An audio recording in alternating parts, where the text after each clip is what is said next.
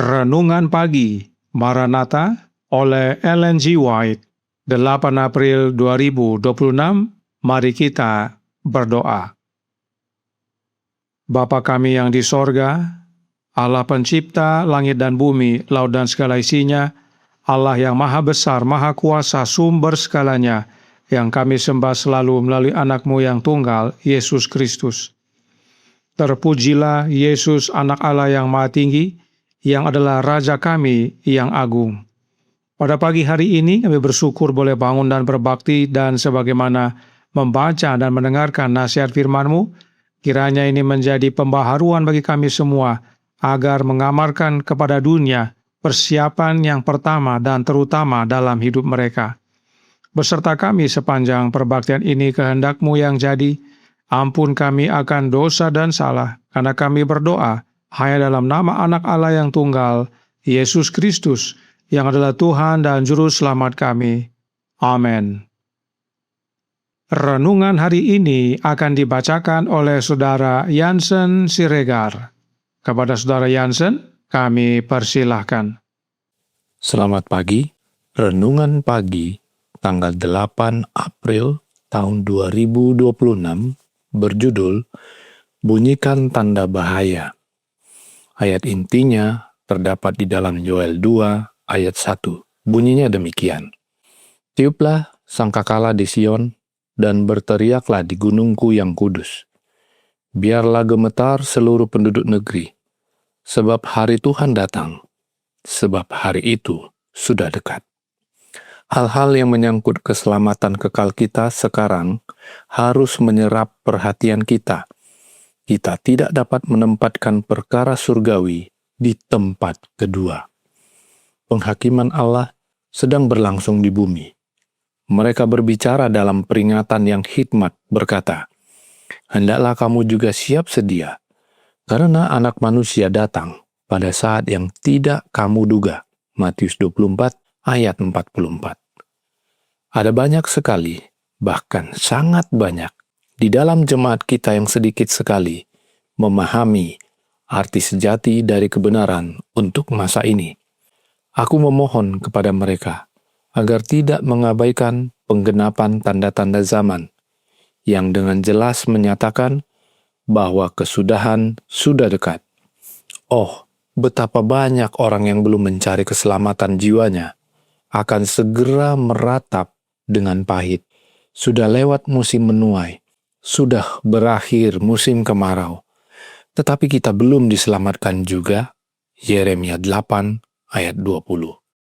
Kita sedang hidup dalam adegan penutupan sejarah bumi ini. Nubuat sedang digenapi dengan cepat. Jam-jam masa percobaan sedang berlalu dengan cepat. Kita tidak punya waktu, tidak satu momen pun untuk disia-siakan.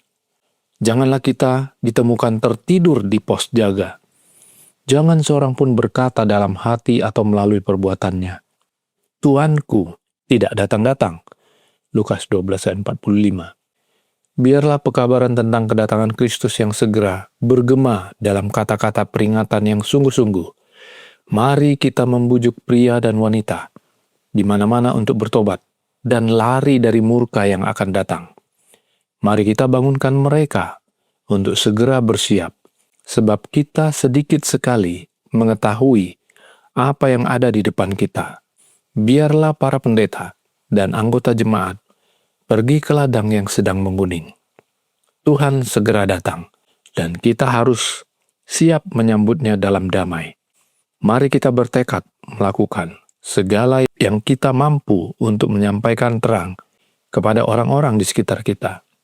Kita tidak boleh bersedih, melainkan bersukacita, dan kita harus senantiasa menempatkan Tuhan Yesus di hadapan kita. Kita harus siap dan menantikan penampakannya. Oh, betapa mulianya kelak melihat Dia dan disambut sebagai orang-orang tebusannya.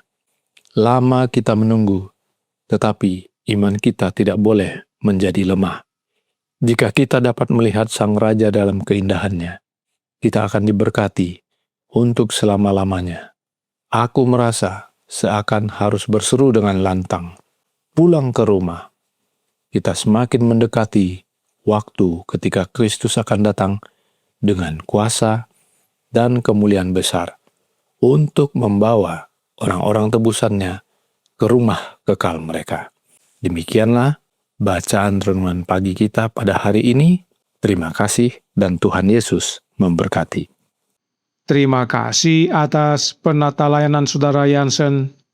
Tuhan Yesus memberkati. Selamat pagi saudaraku dalam Tuhan. Roh Nubuat berkata dalam Testimonies for the Church, volume 9, halaman 287, paragraf 1. Kita sedang dalam perjalanan pulang ke rumah. Dia yang sangat mengasihi kita sehingga rela mati untuk kita, telah membangun sebuah kota bagi kita. Yerusalem baru adalah tempat tinggal kita. Tidak akan ada kesedihan di kota Allah. Tidak akan ada ratapan duka. Tidak akan ada ratapan harapan yang hancur dan kasih sayang yang terkubur yang akan terdengar lagi. Segera pakaian kesedihan akan diganti dengan pakaian pesta pernikahan. Segera kita akan menyaksikan penobatan Raja kita. Mereka yang hidupnya telah tersembunyi bersama Kristus, mereka yang di bumi ini telah berjuang dalam perjuangan iman yang baik, akan bersinar dengan kemuliaan penebus di kerajaan Allah. Kutipan ini memberikan kepada kita suatu rahasia untuk bagaimana caranya kita dapat tinggal di dalam kota Allah, yaitu hidup tersembunyi bersama Yesus di dalam Allah.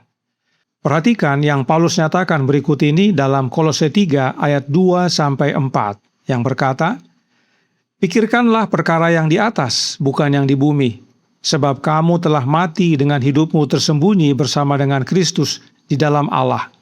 Apabila Kristus yang adalah hidup kita menyatakan diri kelak, kamu pun akan menyatakan diri bersama dengan Dia dalam kemuliaan." Kolose 3 ayat 3 sama dengan Filipi 1 ayat 21 yang berkata, "Karena bagiku hidup adalah Kristus dan mati adalah keuntungan." Dalam Galatia 2 ayat 20, Paulus menyatakan yang serupa, "Namun aku hidup, tetapi bukan lagi aku sendiri yang hidup, melainkan Kristus yang hidup di dalam aku." Keselamatan itu adalah dengan menerima Kristus hidup di dalam kita. Artinya, hidup kita tersembunyi bersama Kristus adalah sama dengan kita tinggal di dalam Yesus, menerima Yesus hidup di dalam kita. Itu sebabnya Roh Nubuat berkata dalam suratnya nomor 6a, tahun 1890, paragraf 62 dan 63.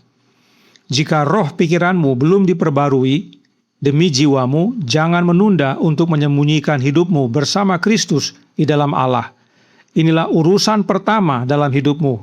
Ketika Kristus tinggal di dalam hatimu, engkau tidak akan menjadi ringan, lemah, dan tidak sopan, tetapi bijaksana dan dapat diandalkan di setiap tempat, mengeluarkan kata-kata murni seperti aliran dari mata air yang jernih, menyegarkan semua orang yang engkau temui."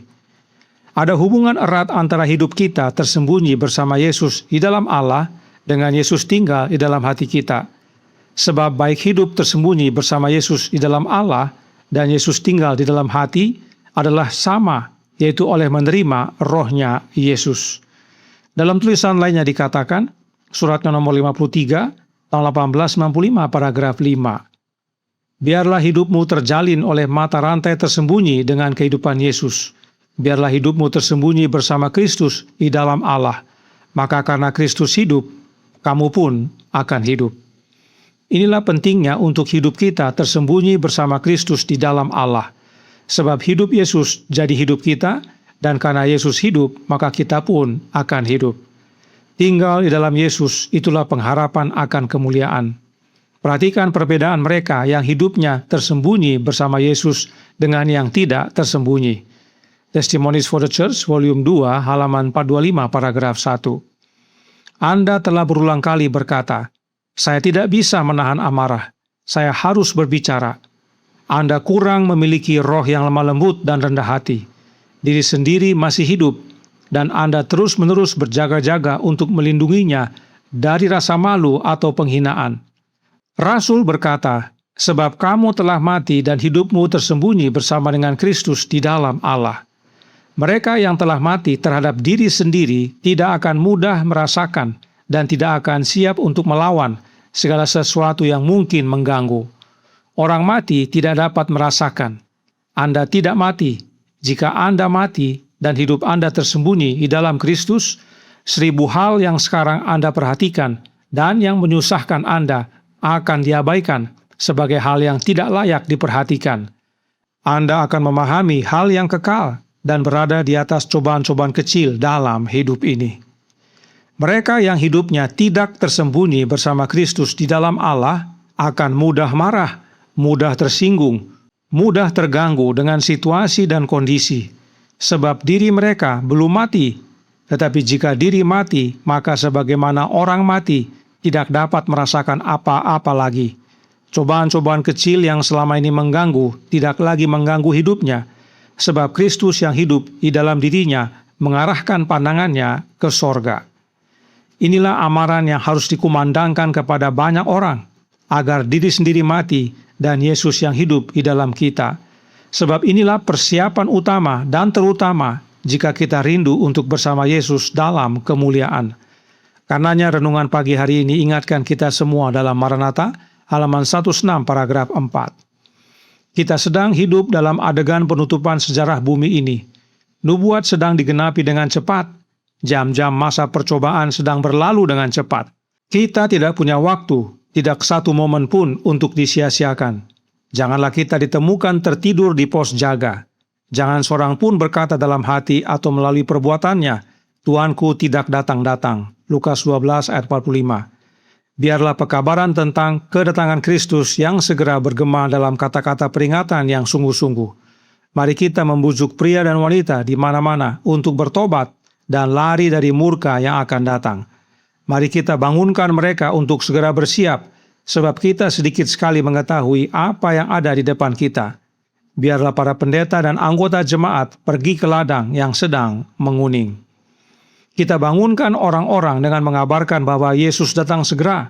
Namun, persiapan yang pertama dan terutama adalah hidup kita tersembunyi bersama Yesus di dalam Allah atau memiliki Kristus tinggal di dalam kita. Sebab bila Kristus adalah hidup kita, maka kita akan bersama-sama dengan Yesus dalam kemuliaan. Adalah baik untuk belajar nubuatan dan mengamat-amati tanda-tanda zaman. Tetapi bila kita tidak tinggal di dalam Yesus, bila Kristus bukan hidup kita, bila hidup kita tidak tersembunyi bersama Yesus di dalam Allah, maka itu semua sia-sia. Kiranya gambaran berikut ini menjadi semangat bagi kita semua. Early Writings, halaman 39 paragraf 3 bercerita, Tuhan telah memberi saya pandangan tentang dunia lain. Sayap diberikan kepada saya, dan seorang malaikat menemani saya dari kota ke satu tempat yang terang dan mulia. Rumput di tempat itu hijau subur, dan burung-burung di sana berkicau dengan merdu. Penduduk tempat itu beragam, mereka mulia, agung dan cantik. Mereka mencerminkan gambaran Yesus, dan wajah mereka berseri-seri dengan sukacita kudus, yang menunjukkan kebebasan dan kebahagiaan tempat itu. Saya bertanya kepada salah seorang dari mereka, mengapa mereka jauh lebih cantik daripada orang-orang di bumi?